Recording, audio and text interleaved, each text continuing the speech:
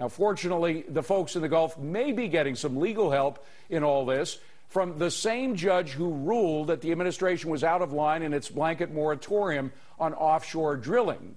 This judge just issued a contempt order saying that the administration has ignored his earlier order. U.S. District Judge Martin Feldman minced no words in writing, quote, such dismissive conduct, he's talking about the administration, viewed in tandem with a reimposition of a second blanket and substantially identical moratorium on drilling, provide this court with clear and convincing evidence of the government's contempt.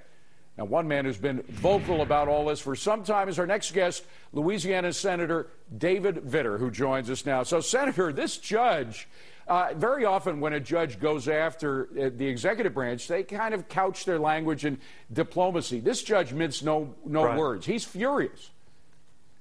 David, you're right. First of all, any contempt order is very unusual. A contempt order against the federal government is even more unusual, and he didn't mince words, and I agree with him, and he shouldn't have minced words because this administration has been leading with ideology and politics, not science, and that's true from the very beginning when they issued this moratorium after the BP disaster.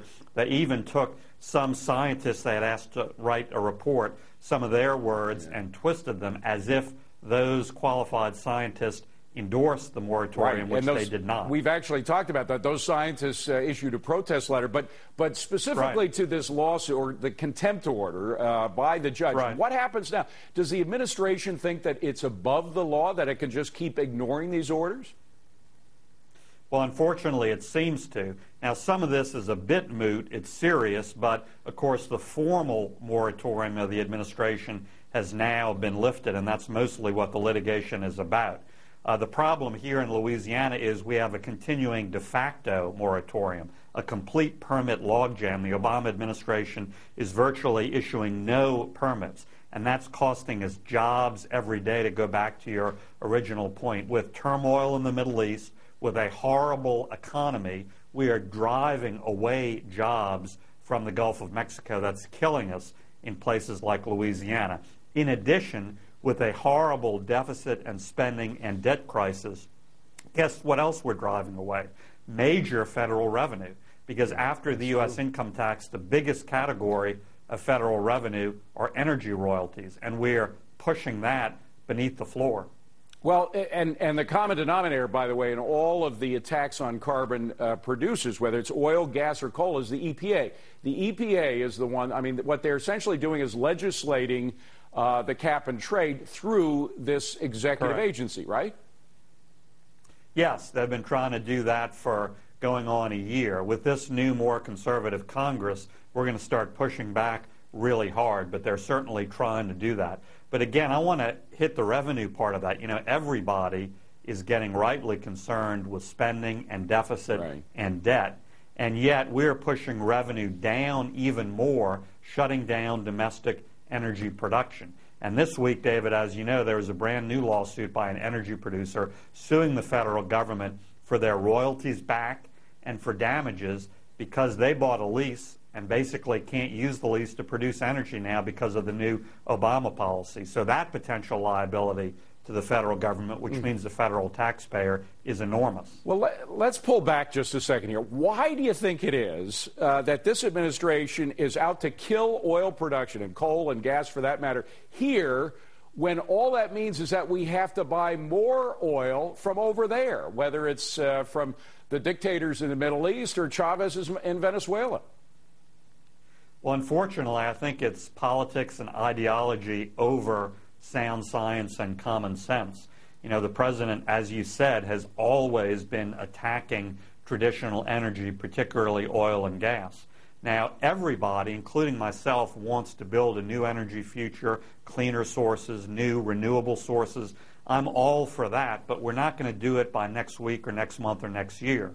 So we also need a bridge to that future, which includes oil and gas. Well, and there's a bottom line. You people want to make sure that it is not done on the backs of taxpayers. You want to make sure that it's self-sufficient, Absolutely. as oil and coal Absolutely. and shale and all the other stuff is. Let me just ask, though, because the president has always pushed this point, we are a global community. It kind of sounds like Hillary, you know, every place is a village. We're all part of the same village. Aren't we, the United States, much better stewards of the environment than Chavez is in Venezuela, which has turned some of those oil fields are just cesspools now. Miles and miles of Venezuela have been ruined, some virgin forests included. So if we are producing the energy that we would normally buy from them, couldn't we do a better, cleaner job, and wouldn't that make the whole world environment a better place?